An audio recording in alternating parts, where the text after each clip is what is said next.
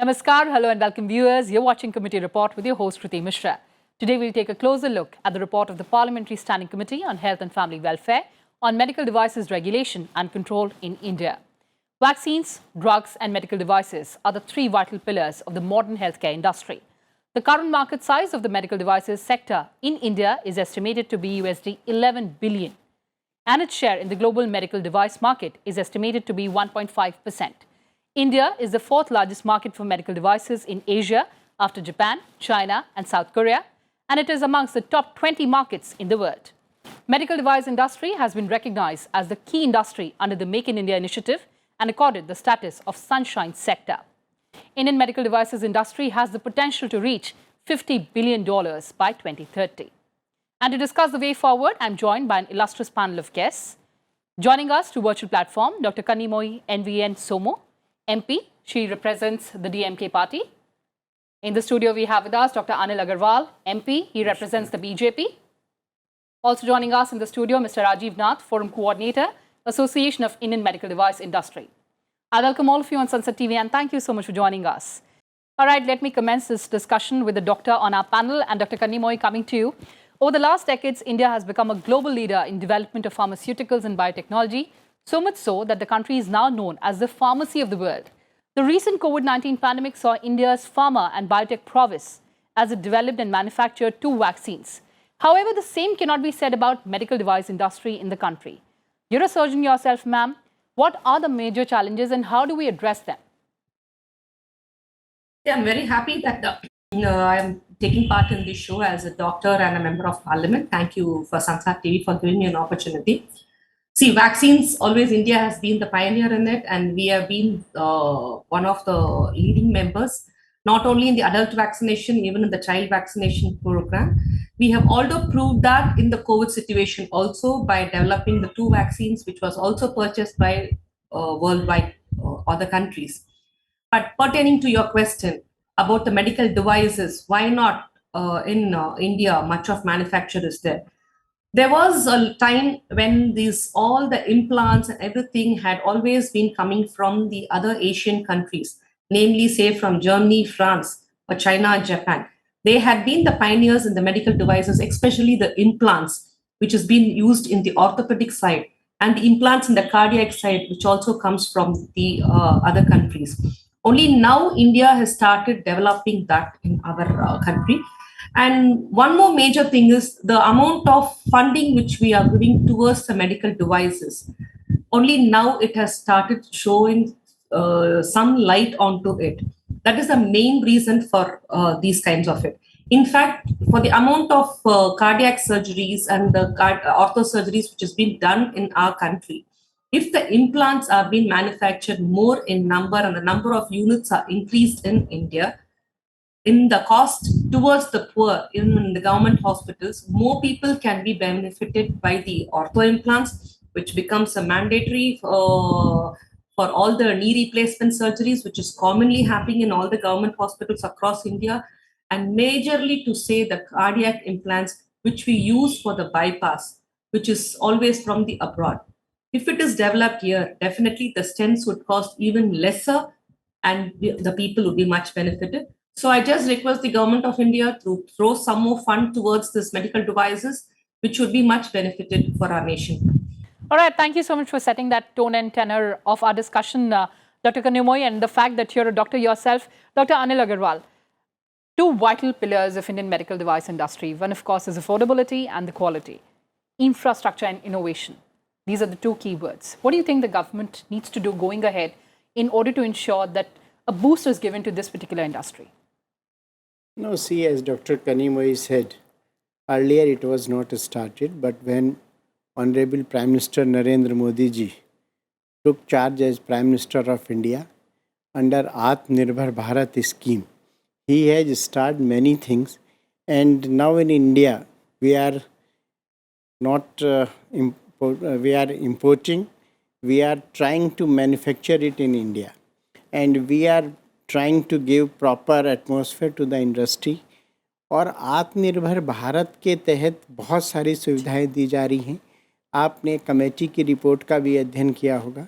That also is in favour of the atmosphere कि यहाँ पे काम किया जाए, कॉस्ट भी घटेगी, इंडियन मार्केट भी बढ़ेगा और लोगों को सस्ती चीज़ें मिल सकेंगी। माननीय प्रधानमंत्री जी के नेतृत्व में मेडिकल के क्षेत्र में बहुत बड़ा काम किया जा रहा है, जेनेरिक मेडिसिन दी जा रही हैं। आप देखिए हिंदुस्तान ने अच्छा एटमॉस्फेयर दिया गया तो वैक्सीन सबसे कम कॉस्ट पे इंडिया में उपलब्ध रही और दुनिया को भी हम लोगों ने एक्सपोर्ट किए। तो ये सारी की सारी चीज़ें ऐसी हैं कि जो भारत को आगे बढ़ा रही हैं और आने वाले समय में जैसा कि आपने बताया कि अभी बहुत हमारा कम शेयर है, this share will be definitely coming up.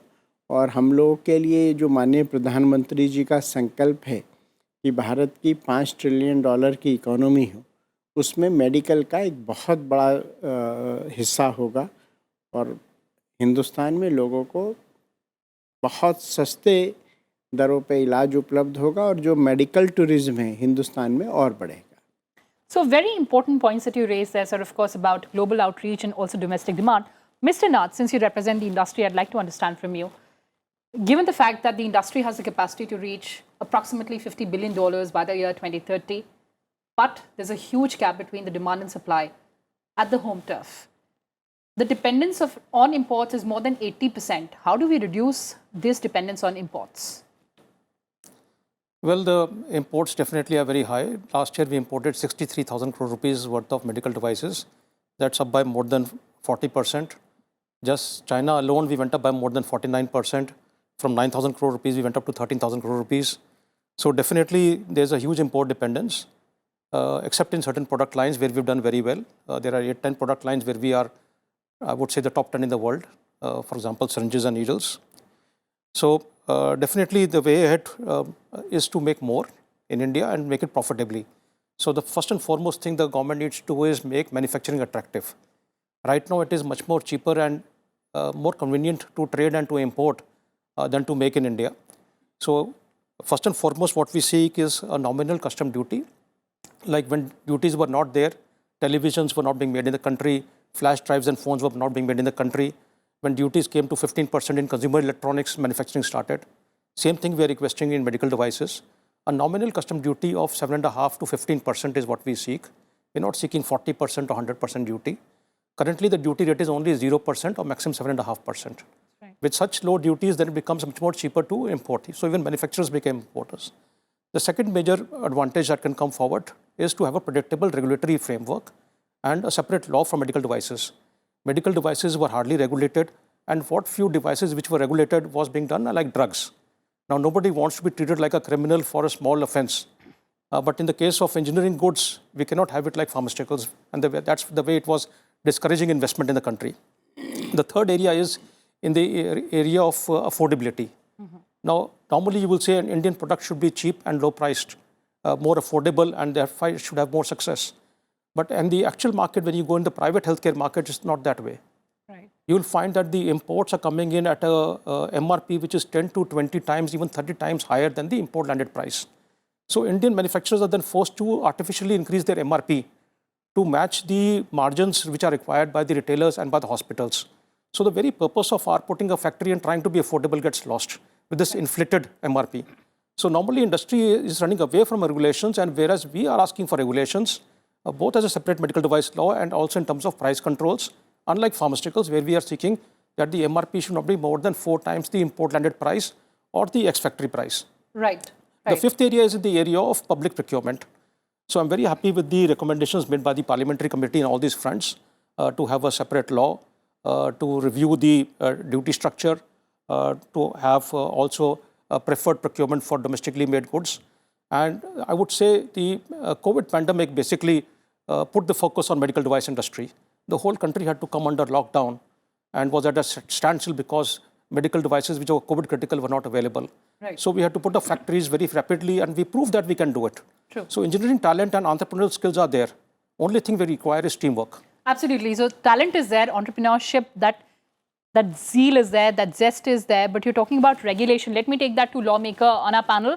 Dr. Kanimoi, we understand that the scope of medical devices rules 2017 is restricted to only medical devices which are notified by the government from time to time as drugs. And Drugs and Cosmetics Act lacks offences and penalties for malpractices like manufacturing of substandard devices. As a lawmaker, do you think we need to formulate a separate legislation for medical devices, something that Mr. Nath also pointed out? Definitely, yes, Kriti. We definitely require a separate law for the medical devices.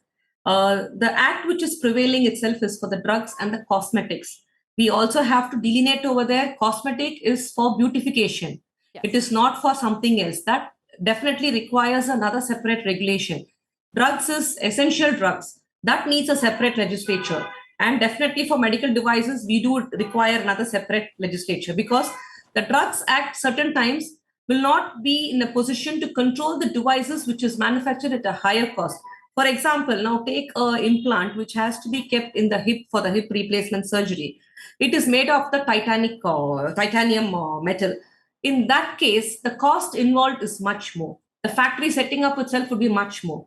The time taken to innovate onto it and get the manufacturing done, it also takes time is much more. Whereas setting up a normal tablet factory is easier, which has been already done by most of the countries and even by our country, and it is easier to set up and go forward. And that restriction has an expiry date in a different way, the chemical composition, but here it is a metallic composition. So there are so many legislative which comes here. And the cosmetology also needs to be delineated from this because the products used for the cosmetology is pretty higher and it is not of any kinds of life-saving for the patient. It is for your own personal effects. So that again has to be regulated over there. I think instead of a single law coming into everything, if every three categories are differentiated into it, and if the parliament and we are able to pass it, it would really do wonders for the medical industry. As a doctor, I would really welcome it if it is done that way. Very, very valid point raised there by Dr. Kanimoi. Dr. Anil Agarwal, one, of course, we need separate laws. The second thing is that we need long-term stable policy to reduce the compliance burden on the industry, A, and to motivate them to come forward and manufacture. What's the way ahead? We are trying to do whatever is required by the industry. And if you go through the committee report, Mr. Nath will also agree that we have tried that what industry wants. We are trying that we should create that atmosphere and we shall provide that atmosphere to them. And what Dr. Kanimoi said, and we have discussed in the committee also, that there should be separate law, and we are going towards that. And again, I say, now the government of India is trying to do maximum in favor of the industry and for the favor of the country citizens. And as Mr. Nath told, that this custom duty, we are going through all the mechanism, and we will definitely have a balance in custom duty, and at the same time we will try that our industry should grow up. Right. It's also about investing.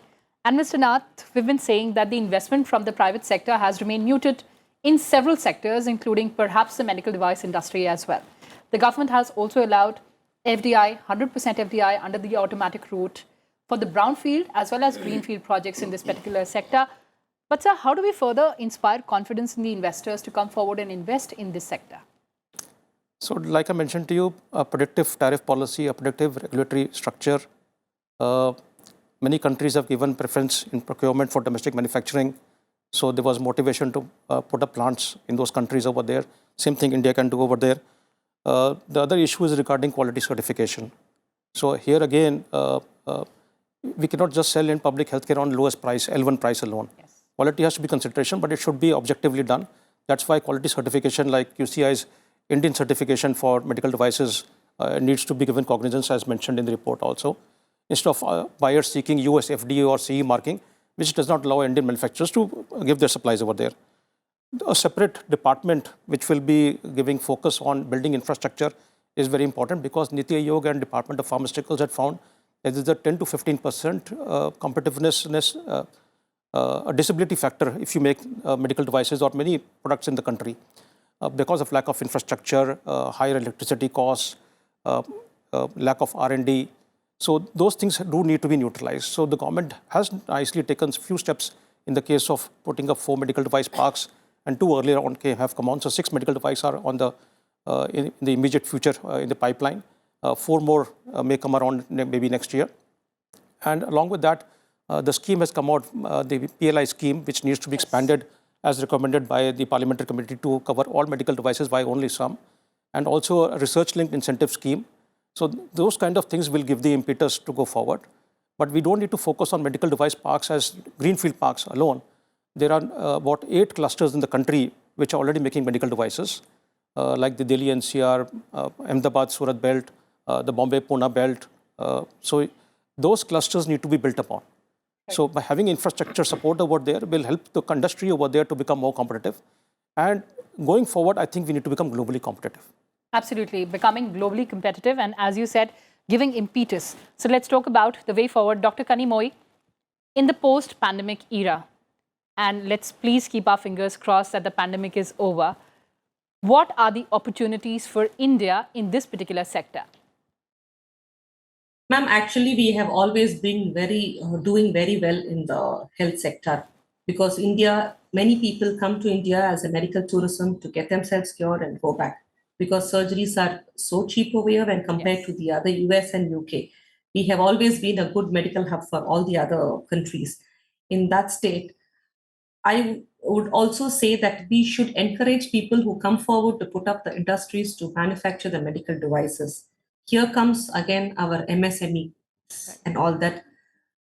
From the government of India, we would be very happy if they could lower the rate of interest. A more support comes down from the TIC or from the MSME for the loan and everything for them to put up the manufacturing units. I think that would be more welcome from the finance department also, because health just like that doesn't take off without the finance. It goes in hand with the finance. Anything which we put up, we need a forethought of how much is going to be put in, what is getting manufactured. Only then we can put it at a very good cost and give it to the patient. Only then our patient is going to be really beneficial. Right.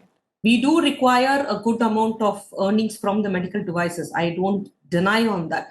But there should be some cutoff so that this is the rate it has to be there.